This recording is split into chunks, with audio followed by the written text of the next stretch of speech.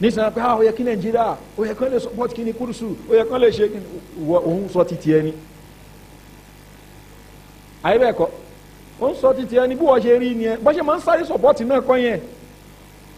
ìjọba kọ̀ọ̀kan wò pé tó ń ṣe yìí nìyí kí ni repercussion tó ń bá ṣe.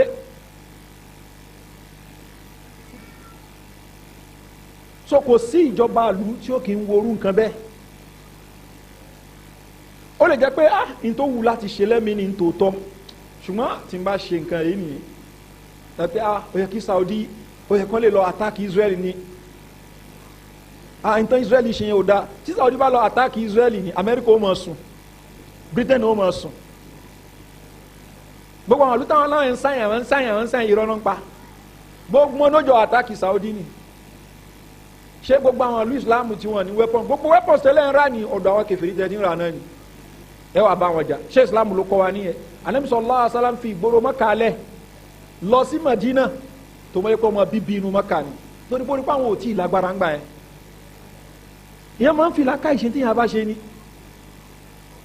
ṣùgbọ́n yẹn ká jẹ́kọ́ ká ní èrò political analyst lérò òun specialize nínú Middle East issues wọ́n tán rẹ̀ ń bẹ̀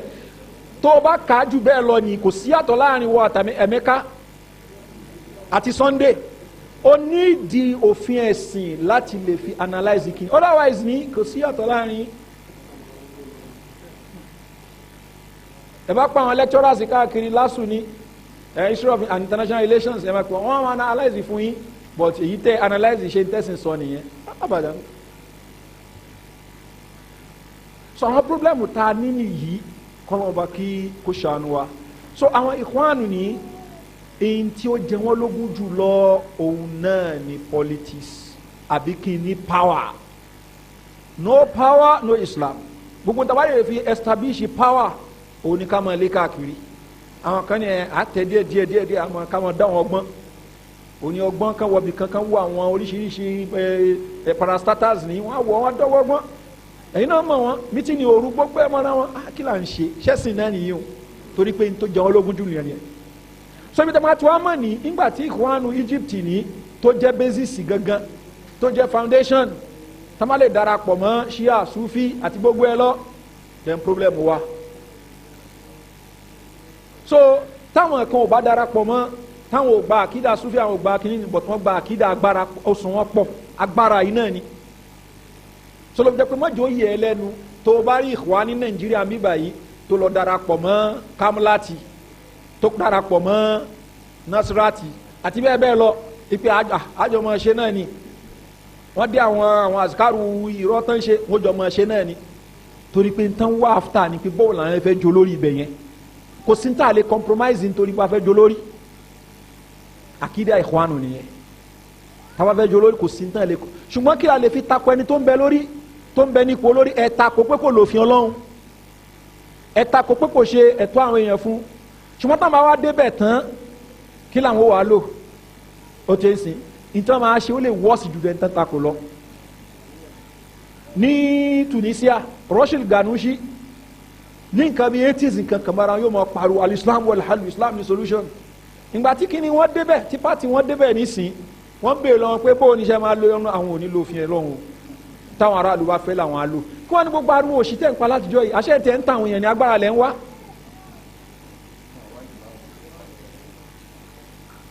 so gbogbo àwọn nǹkan wọ̀nyí ní nǹkan tó clear ni so káwọn èèyàn kan wá wò sùnsùn sí pé àwọn ó kó wa lọ síbi pé kí a lọ darapọ̀ mọ́ wọn láti di more than 15 years sẹ́yìn láti kọjá stage yẹn ni pẹ̀lú yọ̀ǹda Ọlọ́run ọba ká tún wá padà sẹ́yìn ní a'udhu billah eléyìí la fi ń sọ ntá ń sọ kò sẹ́yìn kan tó sọ pé wàá rí wa pé àwa violent rí violence ò ṣe ìlànà wa ṣùgbọ́n tá a bá dúró lé lórí a dúró lé lórí a bára wa ṣe ní agbègbè tá a ti lè bára wa ṣe ṣùgbọ́n bí tó wáyé pé nǹkan tó yẹ ká compromise ni àní compromise yẹ so kò síbẹ̀ nìyẹn ẹni yẹn ò lè gba doctorate tí yóò ju ti Salman Auda lọ tí yóò ju ti Safar al-Awali lọ tí yóò ju ti Qaradawi lọ pẹ̀lú gbogbo yẹn náà ni àwọn àfẹ́sìn wọ́n wọ́nu àwọn èèyàn against akida àwọn ni náà torí àsìkò àwọn mo fẹ́ convention fatwa Sheikh Abdul Muhsin Al-Abbad tó lára àwọn nǹkan tán máa ń lò àwọn afáwọn kalẹ̀ tí wọ́n á sì sọ àwọn míì ṣùgbọ́n lára àwọn nǹkan tán máa ń lò wọ́n á lo tíra rifqan ahla sunna bi ahli sunna tí Sheikh Abdul Muhsin Al-Abbad tí wọ́n sọ tí wọ́n kọ bàbá yìí jẹ́ kọ́rọ̀ wọn clear wípé tíra yìí àwọn alùsùnà sáré alùsùnà là ń sọ làwọn ń sọ pé ẹ tẹ̀ jẹ́jẹ́ fúnra yín o ipe kìíní yìí ni kò bá àwọn ìkwánu wí o ṣùgbọ́n àwọn yẹn wọ́n á lò ó láti lè sọ pé ẹ tẹ̀ jẹ́jẹ́ fáwọn ìkwánu lọ́dọ̀ tí wọ́n ń bí ẹ gàtí kan tí mo sọ wọ́n mú tíra bàbá Abad àwọn ni rifqan ahla sunna tíra tí bàbá máa kọ fáwọn onísùnà àwọn á ń lò ó láti sọ pé kí ni ẹ tẹ̀ jẹ́jẹ́ fáwọn ìkwánu ń bí báyìí o ṣùgbọ́n alhamdulilayi bàbá tó kọ tíra ò tí kú àyàn wá bèèrè pé bàbá àwọn èèyàn kan ń lo tíra yìí láti lè máa fi sọ pé káwọn èèyàn fún àwọn hizbiyun àtàwọn ikhwaniyun kan fún wọn kan ṣe jẹ́jẹ́ pẹ̀lú wọn pé kán má takùn wọn mọ́ bàbá ní pé kí ni tíra táwọn kọ àwọn ò gbàlérò pẹ̀lú àwọn ikhwanu ni. mo ń kọ́ bí àwọn afáàmì àbámi ká mi. náà yaqulu as-sa'il fadilata ash-shaykh laqad sha'a 'inda ba'd ash-shabab ó ní ẹ̀yin afáwa in tó gbajúmọ̀ lọ́dọ̀ àwọn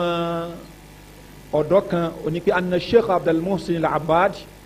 ikú bàbá Abdul Muhsin Al-Abbad taraja an taqridi li kitab Madarik an-Nadar ipe tíra tí wọ́n tán pè ní Madarik an-Nadar tí Abdul Malik Ramadani lára àwọn afa Algeria ni tó kọ tíra yìí ó tú àṣírí Safar Awali síta ó tú àṣírí Salman Auda Nasir al-Umar Aidul Qarni gbogbo ló lọ gbé ọ̀rọ̀ wọn wá ní ó tú àṣírí wọn síta tó expose wọn tíra yẹn ní ó máa ń bí àwọn hizbiyun àti àwọn harakiyun ó máa ń bí wọn nú gan so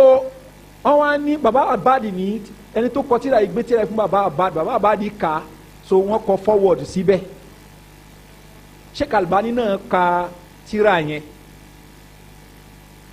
tíra yìí ní nǹkan tá a ti ìgbà tó kọ́kọ́ dé photocopy ẹ̀ la ṣe ni eléyìí máa ti mọ lọ bí i 12-13 years àbí tí n bá ṣe mistake a ṣe photocopy ẹ̀ láàrin ara wa true ọmọ ìyá kan láti rí òun kàn ní tíra yẹn lọ́wọ́ ti ẹ̀ ni so ó wá ní à ń sọ̀rọ̀ lọ́dọ̀ Kutubi ìyẹn ẹ̀gbọ́n Ustaz Abdulrauf ìyẹn ọ̀rọ̀ wa kan ọ̀rọ̀ àwọn tẹ̀blígì ó wá ní kí ni èmi wá ń takò àwọn tẹ̀blígì ni ó wá ní kí ni tí mo ń sọ gbèsè Albani gan gba ipa àwọn tẹ̀blígì ní ipe onísùnà ni wọ́n ipe wọ́n gba ipe èèyàn dáadáa ni wọ́n Sheikh Albani gan ara wọn náà wà ìgbà tí mo gbé Sheikh Albani ara àwọn tẹ̀blígì náà wà wọ́n ni màá fẹ́ olóhùn ní tíra yẹn lọ màá fẹ́ rí tíra yẹn mo forúkọ bo ọmọ ìyá yẹn láṣìírí ni mo bá tẹ̀lé lọlé ìgbà tí ó mu tíra yẹn jáde ó bá lọ síbi fírìsì ni ó bá ṣí so wọn ní bí a bí káwùlù kìíní kan bí a wọn kọ́ sọ pé káwùlù àfáà kan nípa àwọn èèyàn kan tó ń ṣe bídíà ni bí ká sọ pé káwùlù Uthaymin fi Ikhwan Muslimin wal Albani fi Jama'ati Tabligh so wal Albani fi Jama'ati Tabligh yẹn ẹ̀rí ni mo ní àwọn ògbọ́n kan tó ń sọ yé ibi wọ́n ní intan sọ ní àwa ṣí péjì yẹn so àwa rí Sheikh Albani ti ń fáyà àwọn Jama'atu Tabligh ń bẹ́ ni so mo ní nǹkan tó wà nù tíra wò tí kà tíra ni mo àwọn tí mo ká tíra dáadáa eléyìí ni jẹ́ kí n ṣe photocopy ẹ̀ èmi ṣe photocopy ẹ̀ àwọn afáà náà ṣe photocopy ẹ̀ ni kótó ni pé lẹ́yìn ìgbà yẹn la ṣe wá rí original copy tíra yẹn ni so tíra yìí òun ni wọ́n ń ṣàlàyé báyìí pé Sheikh Abadi wọ́n ti ṣe kí ni wọ́n ti padà níbi fọwọ́dù tí wọ́n kọ fún tíra yẹn. يقول السائل فضيلة الشيخ وفقك الله لقد شاع عند بعض الشباب أن الشيخ عبد المحسن العبادي تراجع عن تقرير كتاب مدارك النظر للشيخ عبد المالك وأن دليل تراجعه هو كتاب المطبوع رفقا أهل السنة بأهل السنة، فما هو الرد على هذا الكلام حفظكم الله؟ naam ṣókí nǹkan tán kà fún wa òun ni pé wọ́n lẹ́yìn tó gbajúmọ̀ lọ́dọ̀ àwọn ọ̀dọ́ kan òun ni pé Sheikh Abdul Muhsin Abbad wọ́n ti padà níbi fọwọ́ọ̀dù tí wọ́n kọ fún ọ̀rọ̀ tí síwájú tán kọ fún tíra Madarikun Nazar tí Sheikh Abdul Malik Ramadani tí wọ́n sọ kí lẹ fẹ́ sọ lórí eléyìí. أجاب الشيخ عبد المحسن قائلا: أولا كتاب مدارك النظر أنا قرأته مرتين. Sheikh Abdul Muhsin Abbad ní pé àkọ́kọ́ tíra Madarikun Nazar ẹ̀ẹ̀mejì mo kà. يعني أنا سئلت يعني عدة مرات أنني ما قرأت يعني الكتاب كله أو إنما قرأت بعضه أو اطلعت على بعضه، وأنا قلت وأقول إنني قرأته مرتين من أوله إلى آخره. so wọ́n ní kò ń ṣe pé mo ka díẹ̀ nu tíra yìí mo kà á from pali to pali ni. إنني قرأته مرتين من أوله إلى آخره. ẹ̀ẹ̀mejì òun ni mo kà á from pali to pali. المرة الأولى قرأته لأن ما طلب مني أن أكتب فيه أكتب شيء عنه فقرأته قراءة يعني الاطلاع على ما فيه من أوله لآخره. so àkọ́kọ́ ni kò ń ṣe pé wọ́n ní pé kí n kọ̀ǹkan sí wọ́n ní kí n kà á ni so torí ẹ̀ mo kà á nígbà tí mo kà á láti pilẹ̀ dé ìparí ni ní kíkà tó jẹ́ ti farabalẹ̀ bọ̀ kò ń ṣe pé torí mo fẹ́ kọ̀ǹkan.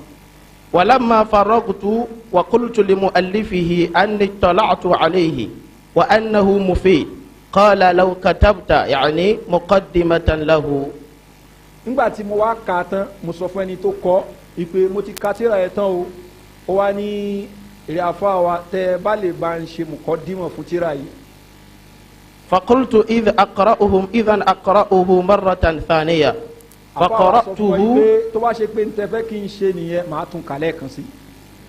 فقرأته من أوله إلى آخره. so mo kà á láti pálí tó pálí. وانتقيت منه بعض المواضع التي تكلمت عليها. so wọ́n ní àwọn comments mi tí mo make ń bẹ́ẹ̀ mo kàn ra fa àwọn míì mo fa àwọn yọ ni kò ń ṣe pé mi ka tírà yẹn gbogbo ẹ̀ kọ́ ló jẹ́ kí n kàn ra comment níbi àwọn kankan àwọn tí mo comment yẹn ó kàn wù mí kí n comment lórí àwọn bẹ̀rẹ̀ ni. فإذا الكتاب قرأته كله من أوله إلى آخره وما ذكرته يعني أو ما نصيت عليه هذا يعني ذكر لبعض ما فيه وليس لكل ما فيه ولم أتراجع عن شيء مما كتبته. so wọ́n ní tó wà ń bẹ̀ tí mo kọ yẹn mo kàn kọ àwọn yẹn ni kò ń ṣe pé mi ka gbogbo ẹ̀ tán so mo kàn sọ àwọn nǹkan tí mo comment lé lórí so tíra yẹn ni mo ka gbogbo ẹ̀ mi dẹ̀ kó nǹkan kan jẹ́ ń bẹ̀ mo sì dúró lórí rẹ̀. والكتاب الذي كتبته أخيرا وهو رفقا أهل السنة بأهل السنة. wọ́n ní tíra ẹlẹ́ẹ̀kejì tí mo kọ tí orúkọ rẹ̀ ń jẹ́ rifqan ahla sunna bi ahli sunna. لا علاقة للذين ذكرتهم في مدارك النظر بهذا الكتاب. wọ́n ní àwọn tí wọ́n dárúkọ nínú Madarikun Nazar àwọn Ikhwanu ni àwọn Hizbiyun ni Salman Auda ni Aidul Qarni ni Nasir Umaru ni gbogbo àwọn yẹn ni wọ́n ní kankan ṣe pẹ̀lú tíra tí mo kọ lẹ́lẹ́kejì yìí o. فهذا الكتاب الذي هو رفقا أهل السنة بأهل السنة لا يعني الإخوان المسلمين. wọ́n ní tíra rifqan ahla sunna bi ahli sunna kò ń ṣe àwọn Ikhwan mo fi ń bá wí o. ولا يعني المفتونين بسيد قطب. náà wọ́n ní rifqan ahla sunna bi ahli sunna kí ni túmọ̀ rẹ̀ òun náà ni pé ẹ̀yin onísúnà ẹ ṣe sùúrù fúnra yín báwọn yẹn ṣe ń sọ ń sìn ń tó dùn dáadáa ni ṣùgbọ́n táwọn Ikhwaniyun àtàwọn Hizbiyun tán rí pé ọ̀rọ̀ bàbá yìí ṣe lò wọ́n ṣe kí ni wọ́n mú wọn lò kó ṣe Nàìjíríà yìí nìkan wọ́n lò ó lọ́hùn náà àwọn Ikhwanu tẹ́tíra ẹ̀ gan tí wọ́n ń pín fáwọn èèyàn Hizbiyun wọ́n tẹ́ gan torí nǹkan tó máa ń wá nìyẹn nǹkan tó bá jẹ́ táwọn lè lò gẹ́gẹ́ bí ẹ̀rí ṣùgbọ́n ńgbà tí ọ̀rọ̀ dọ́dọ̀ bàbá wọ́n ṣe kí ni wọ́n gbá wọn dànù pé ẹ̀yin kọ́ mò ń bá wí náà nísìnyí kí àwa máa sọ pé àwọn Ikhwanu ní pé oníbídíà ni wọ́n káwa ara àwọn èèyàn kan tí ó mọ gbarata fún wọn àwọn tó ní gbarata fún wọn yìí ni wọ́n jẹ́ ọmọ kéwu bàbá àbáàdì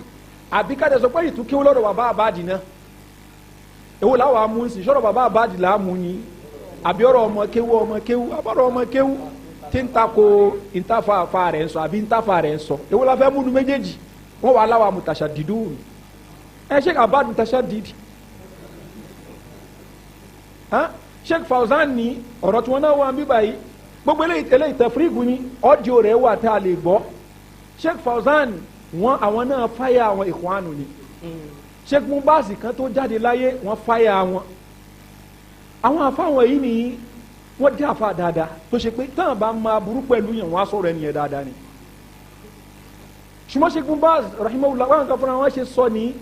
wọ́n ní àwọn òkà tíra àwọn Ikhwanu tẹ mọ́tìrà àsàmbánná gan àwọn kan bá wọn lò bí balókì ni mùsùlùmí sí mùsùlùmí ni torí àwọn ọ̀dẹ̀ kan sọ wọ́n ní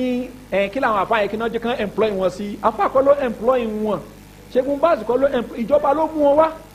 in fact ní ẹni tí ó jẹ́ political adviser ọba Abdulaziz Hafizu Wahba ọmọ Egypt ni òun ló ṣètò bọ́n ṣe fẹ́ gba Asambana gẹ́gẹ́ bí teacher sí ìkànnì àwọn school ni bọ̀ kò padà work gẹ́gẹ́ bí Asambana gẹ́gẹ́ bí wọ́n ṣe sọ nínú tírà rẹ̀ ní Mudhakiratu Da'wa wa Da'iya kò padà work so àwọn nǹkan mímẹ́ tó ṣe pé ọba máa ṣe bí nǹkan tí wọ́n ṣe rí bọ́tàfà ni pé má takò ọba tó bá ní nǹkan tó lè explain ẹ̀ fún wọn tó bá gba alhamdulilayi bá gba fún wọn lẹ̀ wọ́n bá tiẹ̀ lọ so Sheikh Mubaz tírà bẹ́ẹ̀ wájú wọn tó fẹ́ kà tó pọ̀ jantirẹrẹ wọn wá jòkó tírà Asambana tírà Sayyid Qutb tírà Fatiyakan tírà eléyìí tírà wọn fẹ́ kà àwọn tírà ẹ̀sìn ńláńlá ń bẹ ṣùgbọ́n wọ́n bá wọn lò pẹ̀lú nǹkan tí àníyàn tó da wọn làwọn èèyàn tó wá fi ń fọ́ tiwọn Sheikh Albani wọ́n bèèrè lọ́wọ́ pa Muhammad Sururu ní ìtànpé Sururiya ọlọ́wọ́ ọmọ ìtànpé Sururiya ẹni àwọn bèèrè pé Muhammad Sururu pé àwọn mọ̀ lẹ́ni tó ṣe pé ọ̀rọ̀ politics ló jẹ́ lógún jù ṣùgbọ́n Sururiya àwọn ọmọ àwọn tó ń pè bẹ́ẹ̀ ni àwọn ọmọ kan fa àwọn èèyàn kan tì síbẹ̀ ṣùgbọ́n àwọn ọmọ details wọn kí làwọn kan tán dúró lé lórí gangan ṣùgbọ́n asinman alima hujjatun la ma lam ya'lam àwọn ọmọ ẹlòmíín mọ̀ ṣùgbọ́n bàtà àbáyé náà padà rí aburú àwọn nǹkan wọ̀nyí ó ti kálukú ló tàn rọ́jà níbẹ̀ ni ìpè àwọn bíbí yìí aláburú èèyàn ni wọ́n so kò jẹ́ bí yẹn ṣe jẹ́ ila aqal náà wọ́n ní títí Sheikh Abad wa padà sọ. ولا يعني المفتونين بسيد قطب وغيره من الحركيين. bàbá Abad ń tẹ̀síwájú wọ́n ní tíra mi yóò rí fúkọ́n ala sunna bi ali sunna àwọn èèyàn tán ti gbà tán jẹ́ pẹ̀lú Sayyid Qutb kọ́ mò ń sọ o. من الحركيين. nínú àwọn oní activism. ولا يعني أيضا المفتونين بفقه الواقع. kò ń ṣe àwọn oní fiqh al-waqi'. wọ́n lé wọ́n arógà ní sí fiqh al-waqi'. mọ́ṣáláṣí máa kún current affairs wọ́n fẹ́ sọ fún wa pé àwọn afáàyàn wọn máa fiqh al-waqi' ni wọ́n ti finish àwọn àbáyẹn nìyẹn gbàgbé Sheikh Baz àbáyẹn wọn máa fiqh al-waqi' ni Safaru Lawali ó sọ nú ọ̀rọ̀ kan pé àwọn afáàyàn alẹ́ blame wọn náà wọ́n ti ń dàgbà náà wọn ní pẹ́ jáde láyé sí so ká má blame wọn ti gbìyànjú fún wa náà so wọn mọ tó ń ṣẹlẹ̀ Sheikh Albani rahimahullah ta'ala wọn respond ìṣúrù nǹkan báyìí njọ kan wọn ni ẹ ṣé ní Òṣùpá là ń gbé ni táàfin mọ tó ń ṣẹlẹ̀ lórí ilẹ̀ ni